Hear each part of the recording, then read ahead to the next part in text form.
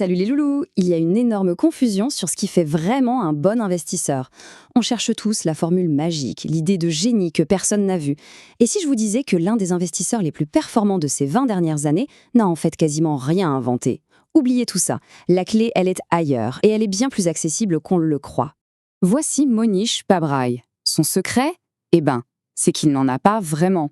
Il a bâti sa fortune en clonant, en copiant de manière hyper disciplinée ce qui fonctionnait déjà. Et c'est précisément là que la majorité des gens se plantent. À force de vouloir être original, on passe complètement à côté de ce qui marche sous nos yeux. Et les résultats, ils sont juste dingues. Regardez-moi ça. Entre 2000 et 2018, ces fonds ont fait plus 1204%. Dans le même temps, le S&P 500 faisait 188%. C'est pas de la chance à ce niveau-là, c'est une méthode. Et si on ne comprend pas la logique derrière ces chiffres, on prend un risque énorme sans même le savoir. Alors pour bien piger comment il a fait, on va décortiquer sa méthode en 4 temps. D'abord, on va pulvériser le mythe du génie. Ensuite, on plongera au cœur de sa machine les 3 piliers de son système, le Dando. Après ça, on verra comment tout ça a résisté à l'épreuve du feu. Et pour finir, je vous partagerai mon analyse avec la seule question qui change absolument tout. Allez, on attaque. Ce qu'il faut bien comprendre, c'est que le succès de Pabrai, ce n'est pas une question de talent divin. C'est le résultat d'une discipline de fer appliquée à des principes d'une simplicité désarmante. La première chose essentielle à intégrer, Pabrai n'a pas de boule de cristal. Le type est un ingénieur, un immigré qui a monté sa boîte, l'a vendue, et qui a ensuite tout simplement dévoré les livres de Buffett et de Graham. Et là, il a pris une décision radicale. Au lieu de chercher à réinventer la roue, il s'est dit « Ok, je vais juste copier, mais le faire mieux que tout le monde ». Son parcours, c'est une véritable leçon de stratégie. Regardez la vitesse. En moins de 10 ans, il passe d'entrepreneur qui croule sous les dettes à millionnaire. Et là, au lieu de se la couler douce, il prend un virage à 180 degrés et décide de devenir investisseur. Il repart de zéro, ou presque, avec une seule et unique idée en tête. Et sa confiance dans sa méthode, elle est totale. La preuve, sa structure de frais est unique au monde. 0% de frais de gestion. Il ne gagne de l'argent que si ses clients en gagnent et au-delà d'un rendement de 6% par an. C'est un alignement d'intérêt total. Croyez-moi, dans le monde de la finance, c'est un ovni. Bon, maintenant, rentrons dans le moteur. C'est quoi ce fameux système Dando? Encore une fois, Pabrai n'a rien inventé de A à Z. C'est un maître dans l'art de synthétiser des idées puissantes et de les appliquer avec une rigueur quasi militaire. La mécanique, en fait, elle est simple. Elle tient sur 3 gros piliers. Le premier, c'est le clonage intelligent. Le deuxième, c'est un classique indémodable, la marge de sécurité. Et le troisième, c'est la concentration. Premier pilier, le clonage. Attention, le vrai sujet, ce n'est pas de recopier bêtement une liste d'actions. Non. Le jeu, c'est de faire un travail de détective. C'est d'analyser les portefeuilles des meilleurs gérants du monde et de chercher les points de convergence. Quand plusieurs esprits brillants misent gros sur la même idée, il se passe probablement quelque chose. Deuxième pilier, la marge de sécurité. Un concept piqué directement à Benjamin Graham, le mentor de Buffett. Tout est résumé dans cette phrase de Pabrai. Pile, je gagne, face, je ne perds pas grand-chose. L'idée, c'est de n'acheter une action que si le marché vous la brade, avec une décote énorme par rapport à sa valeur réelle. C'est votre gilet pare-balles contre l'avenir qui est toujours incertain.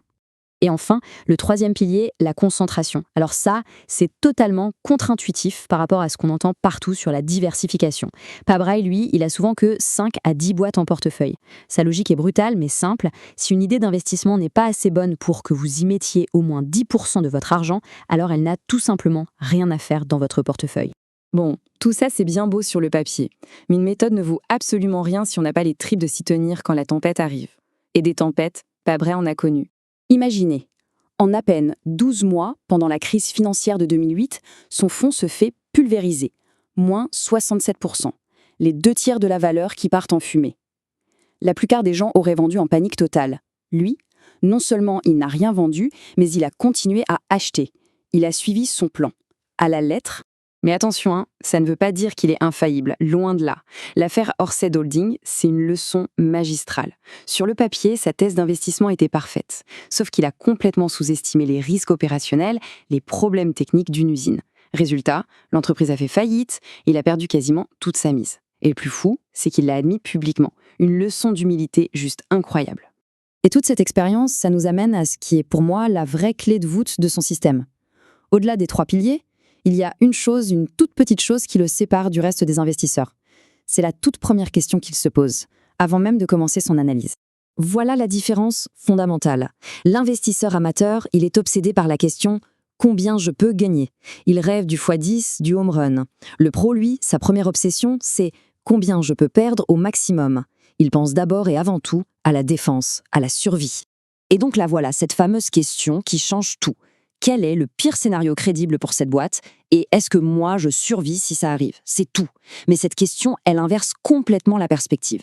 Avant même d'imaginer le plafond, on s'assure que le plancher est en béton armé. Vous comprenez la puissance du truc? Cette simple question, c'est un filtre surpuissant. Elle dégage d'office 95% des idées qui ont l'air sexy mais qui sont en fait fragiles. Parce que le vrai but du jeu, ce n'est pas de faire le plus gros coup, c'est de s'assurer de pouvoir rejouer demain, après-demain et dans 10 ans. Au final, si on devait tout résumer en une seule phrase, ce serait celle-là. Le QI, c'est bien, mais sur les marchés, la discipline, c'est ce qui vous sauve la vie. Au bout du compte, le vrai sujet, ce n'est même pas la stratégie, c'est la psychologie. Avoir un bon système, c'est la première étape. Avoir la force de caractère pour l'appliquer sans jamais dévier, que le marché soit en pleine euphorie ou en panique totale, c'est ça qui fait toute la différence sur le long terme. Voilà les loulous, j'espère que cette analyse vous a plu. Si c'est le cas, le petit pouce bleu pour soutenir le travail et un commentaire pour me dire ce que vous en avez pensé, ça aide énormément la chaîne à se développer. Et pour ceux qui veulent aller beaucoup plus loin, pour apprendre à décortiquer la logique des géants de l'investissement et à la traduire en stratégie concrète, j'ai créé une formation pour ça, Dans la tête des légendes. On y apprend à penser comme Buffett et à agir comme Simons. Le lien est juste en dessous dans la description. Merci de votre attention. La prochaine fois qu'une idée d'investissement vous semblera géniale, arrêtez-vous 2 secondes et posez-vous la question de pas brailler. Comment est-ce que je survis au pire scénario? Allez, à très vite les loulous.